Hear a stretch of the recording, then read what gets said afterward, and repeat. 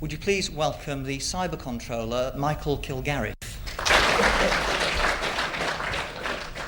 Closely followed by the ever-lovely Miss Deborah Watling.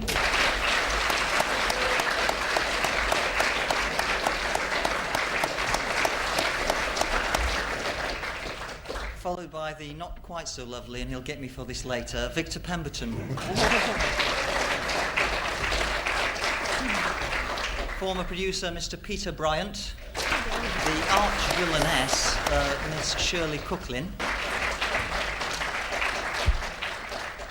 And you know, I've completely forgotten the next one. Oh yes, Mr. Frazer Hines.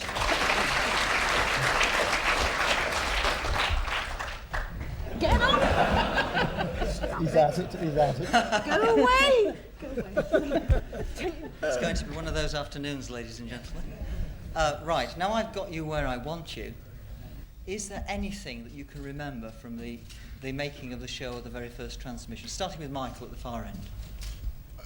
What I remember particularly is something that actually rather got lost when I did the Cyber Controller later on, and I think it's rather a shame, and that is that the lines that I said were actually spoken off-screen by Peter Hawkins, because I had a kind of pillar box mouth which was on a spring hinge, and you can see it here. And so I opened my mouth, pulled my chin down to open this mouth at the start of the line, and then shut it at the end of the line. A rather eerie effect, and it was a shame that that got lost when I came to do it again many years later. But the interesting thing about it is that the dear old BBC contracts department, they try to offer what they grandly call a special low, you see, on your fee, which means that they said, well, of course, it is only children's television, they said.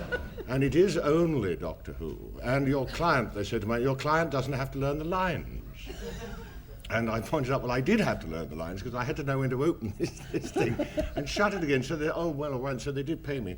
I do remember one other thing, actually. That was the I didn't have very many letters of complaint, but I did have this one from this lady who wrote in with a worrying letter rather than a complaint, saying that her son got nightmares from seeing these Cybermen because she wouldn't believe that there was a human being underneath. So I invited them both to the studio, and in they came, and we took this little boy up, and I invited, I'm sure it was Micheal, to come forward and take his helmet off to reassure this little boy. And so that was all very good and fine. You know, history doesn't relate whether the look of Micheal Kilgariff in the flesh gave him further nightmares. It was a moment to turn. I do remember, this was the second storyline I did. The first storyline, I was in a long Victorian frock. And the second one, I remember Frazer, Pat and myself outside the tomb of the Cybermen, and my frock had got slightly shorter. It was just under the knee. And this was in the days of the miniskirts in the 70s, and I had to say the immortal line to Pat and Frazer, Dr. Jamie, do you think it's too short? You know. But not short enough. It got shorter, Frazer. I had a certain amount of stick to bear in this because I was then married to the then producer, Peter Bryant, and there were talks of nepotism, but in actual fact, the late Jerry Davis actually wrote this part for me. And on the first day we were filming in this gravel pit, and Frazer came up to me and started to chat me up. He was wont to chat up young ladies. He was wont to chat up young ladies in his day, and he was sort of chatting me up. I had all these wigs and bits and things. And after a bit, I said to him, Frazer, it's me, Shirley. And he said, what, Shirley, that comes on, Peter's wife, that comes on Friday evenings for drinks? And I said, yes, Collapse and Stout Party. Yes. And the other thing I remember is, which I've just reminded Maurice about, is I disgraced myself in rehearsals. It was in a very hot August heat wave. And at one point when I was killed, and we had the producers run, and I was lying on the floor in this rehearsal room on this hot August heat wave, and actually went to sleep and awoke to see this circle of faces headed by Maurice Barry, and apparently I'd been snoring. I have to mention the two people who are here in spirit today, who were very important to the show, of course, and that's Kit Pedler and Jerry Davis, who are very sorely missed. What they did, I hope we'll all remember them today. Working with them was, of course, an extraordinary experience for me personally, because they were two very individual people. Kit was very much the scientist, the great computer expert, and Jerry, of course, was a great storyteller. And that combination, working with Morris, who directed the thing beautifully, I remember, as one remembers all Doctor Who shows, how on earth did they ever get them on the screen? I mean, the turnaround, we were talking about this phrase a few moments ago. We had 1 week to get those things on the floor, and it's amazing that they did it on small budgets and just hard work. I had a 4-year-old son when we made this X years ago, and he was petrified of the idea of the Cybermen, and so I took him up with me to Lime Grove when we were doing episode 3 or whatever it was, and introduced him to some of the guys in the costumes, and that was fine. And then we were walking past one of the dressing rooms, and he saw one of these Cybermen costumes hanging on a peg with nobody in it, of course. I remember that. And he was terrified. I mean, he just absolutely went to pieces and screamed and had to be led out of Lime Grove as a screaming wreck. And I don't think he's actually recovered from it ever since.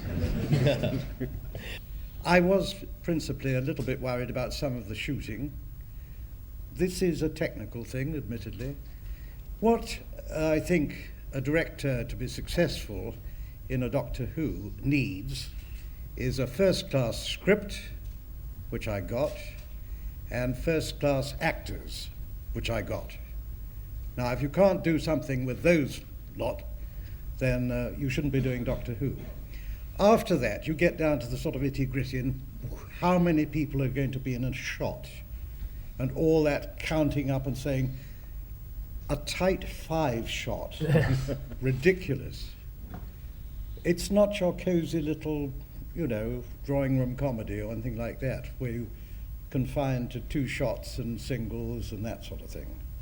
The other thing which is a slight negative one is that I noticed, or I wished we'd had more time, because some of those steps, which were obviously made of wood and sounded like it, they ought to have been made of metal.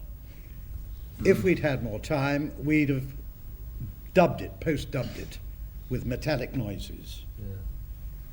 But on the whole, seeing it again, relaxing a little bit more this time, not bad. And that shot of the Cybermen starting to reawake, I think is a wonderful shot. Yes. That's like Alien. I mean, it couldn't be better. It's like Fritz Lang. It's extraordinary. And what a build-up for an entrance for Michael Kilgariff. Not bad, eh? My word, you couldn't do better than that, could you? Yes. When I was attacked by the Cybermat, I'd forgotten how funny they were. They were like something made in Blue Peter, like Valerie Singleton had been up all night.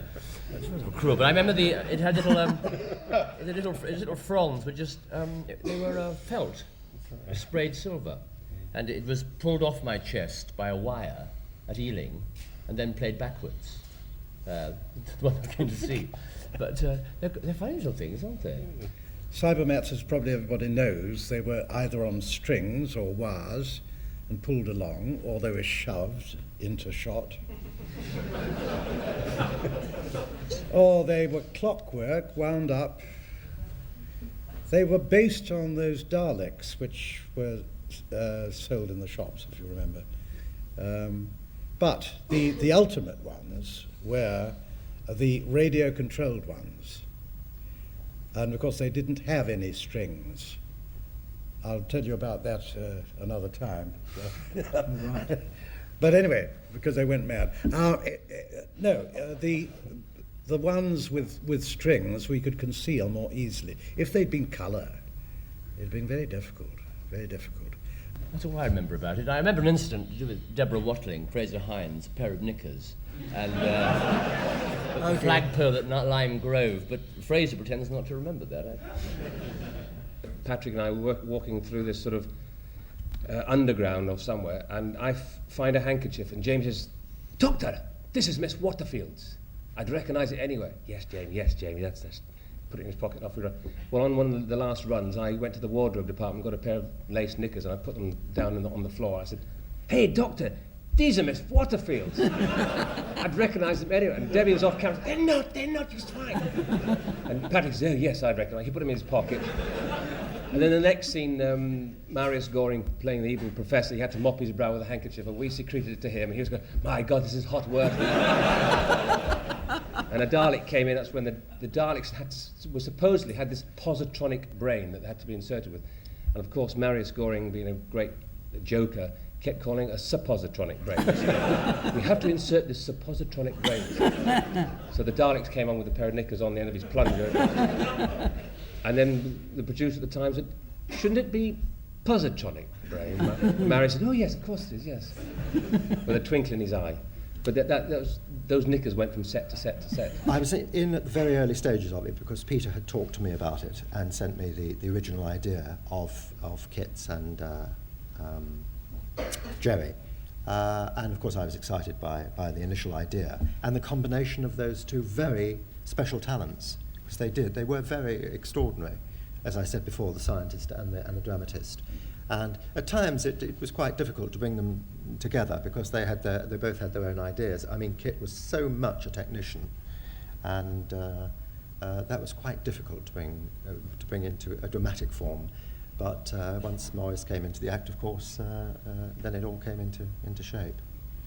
You couldn't get the hands or the head off without assistance. And I remember when I died, when I was electrocuted, I collapsed onto the floor, and then there was a cut while they shoved all these tubes in me for all this gunge and smoke to come out of. And as that happened, you won't remember this, Morris, but I remember it very clearly, it was tea break time. And the electricians are very keen on their tea breaks. And I'm lying there on the floor, and suddenly somebody pulled a lever, and all the lights in the studio went out. It was tea break, and the studio emptied within seconds, and I'm still lying there on the floor. And I literally couldn't get up. I couldn't stand. They were that clumsy and awkward, and I had to shout and scream for somebody to come and release me and heave me up and take the head off so I could have a cup of tea. So they were I can't remember exactly how long it took to get it out, but they were very awkward and difficult and cumbersome things, although they looked very effective. What we tried to do in Fury was to create an atmosphere and to make it as real as possible. As you know, it was set in the North Sea gas field areas. And we wanted people to be able to identify with the menace.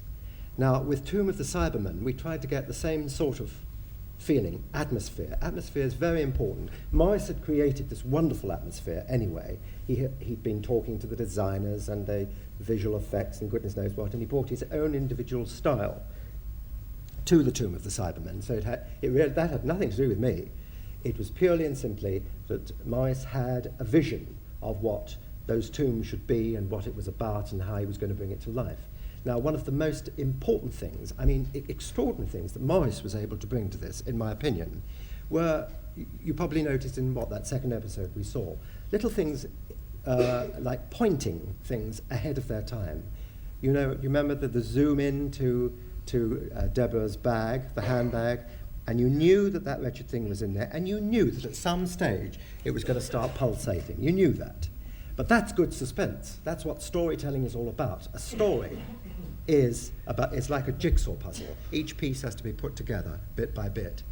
And that's what he managed to do quite brilliantly. So I take no credit for that whatsoever. It's the building of atmosphere is vital. And what is interesting about this particular serial, and why I think you like it so much, and why I certainly like it so much, is that it stands the test of time. It's almost as good as a Hollywood film, for far less money. Far less money, yeah? Yes. When you get your script, when a director gets a script, it takes me, because I've got a very slow brain, ideally about 10 days sitting at home trying to plot the damn thing and work out when you do your various bits of shooting and where you do your various bits of shooting. All that has got to go into it. And of course you shoot out of sequence sometimes.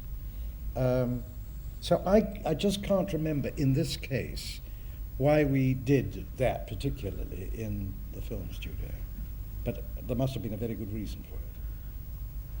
We probably didn't have enough room in the other one. It might have been as simple as that.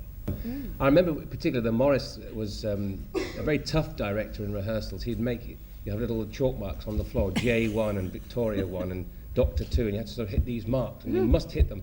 And had this music stand in front of him, and you had to hit those marks. And we got to the studio, and this particular scene outside the huge cave wasn't working. And Morris looked at it, got his music stand, came down from it, and he said, "No, it's not working. I know what it is, the set's wrong. Break for tea, and we all went for tea, and then moved the set. Rather than move us actors around, Morris said, no, and that was the power that Morris Barry had, I remember. He said, move the set.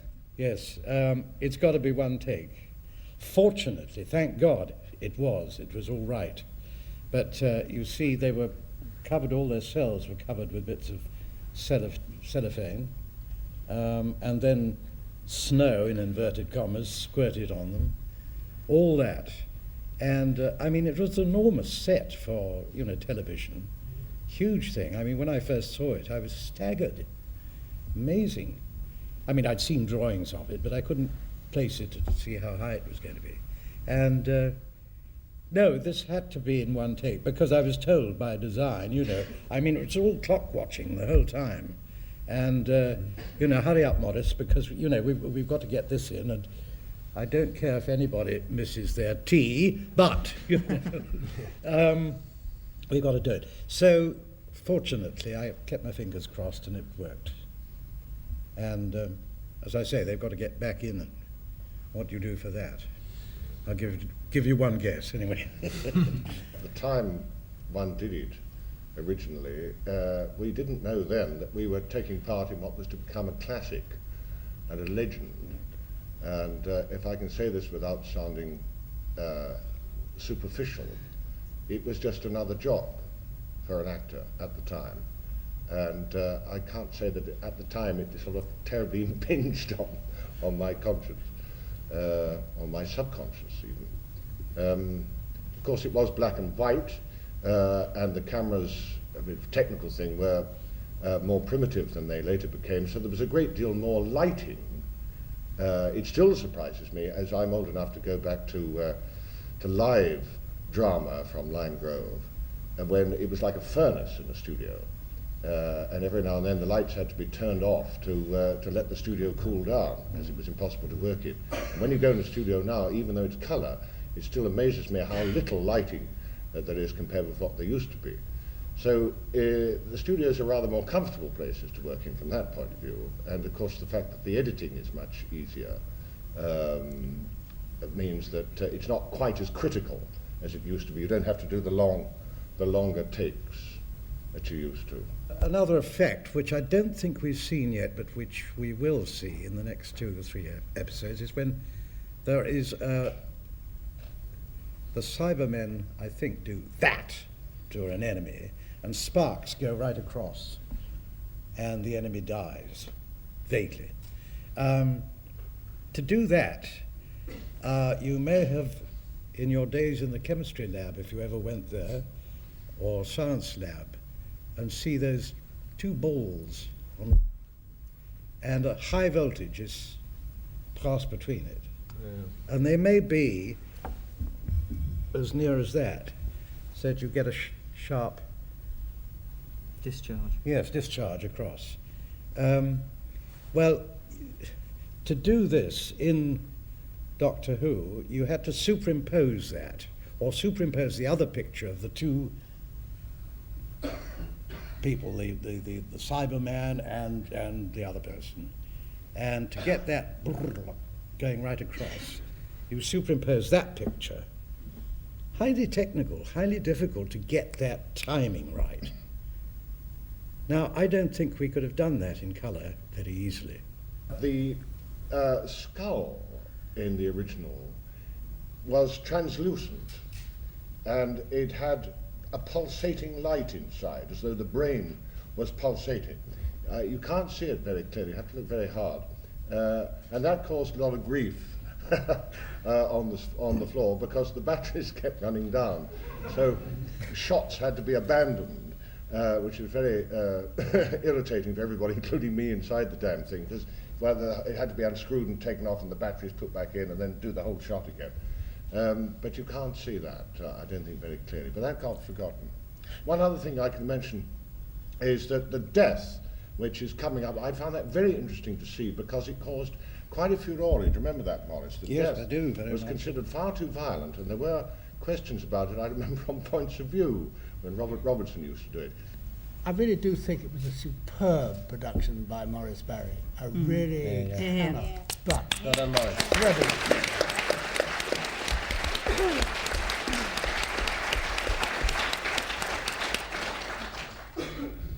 Quite an amazing achievement, really.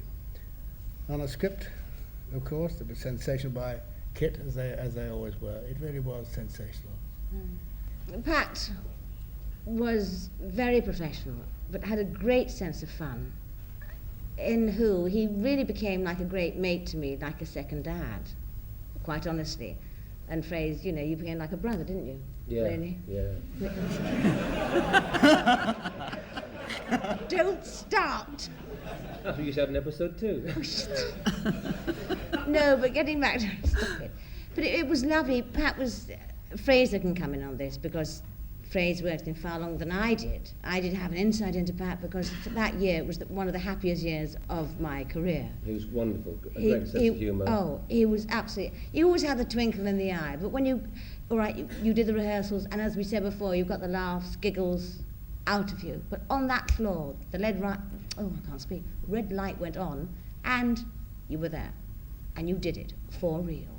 And Pat was marvellous. He taught me a lot, actually.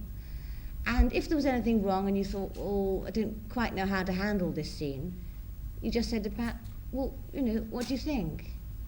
And he'd say, think about it. And you think about it, and you'd come back usually with an answer. If you couldn't get that answer, Pat would help you. But he never said, do this, do that. He was a marvellous man to work with and very, very giving. And I'm very grateful that I had that year in Who. I really am. And I will never forget it. Patrick Troughton, who, as we can see, is just wonderful. For my money, the best Doctor Who. He had wit, he had weight, he had gravitas, lightness, sexy. When I had the scene with Shirley, I remember this terribly well. And on camera, of course we rehearsed it, etc. for a week, and we got on camera, and this woman was quite evil. She looked really evil. And I thought, I want to kill her. I really want to kill her, because she's, a bitch, really. Yes, that was one of my favourite moments with you, actually. I did have quite a line in Evil Ladies in those days, Murderesses, and I enjoyed that scene, Debbie. I remember it was a smashing part to play. Really lovely. Of course, my then husband was the producer, so I was closely connected with the programme, and always went along to the Friday night viewing and would sit in the box and took a very keen interest in it, and obviously was there very often at script conferences, and I knew Jerry Davis. Jerry knew my work as an actress, and when they were planning this one, he thought that I'd used to play quite a lot of villainesses and murderesses in those days, and I suppose he thought I would be nicely villainous for the part, and it would add something to it. So, as I say, there was a bit of an up and down about it, and I don't know that Peter was particularly pleased that I was cast in the part. Oh, no. But he didn't get much say in it.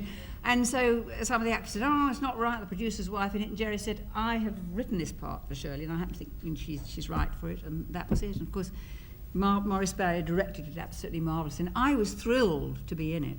Well, the scripts are so finely written, and Victor edited them, but we were allowed, Pat and I, to put in a gag now and again, and when we did the producers run, we had this thing when Peter would come along with his huge notebook, and if we wanted to put a gag in, we thought he'll cut that, so we'd put a dreadful gag in about half a page before, and he'd think, this is dreadful. And as he was writing that, though, we'd slip the other gag in, you see.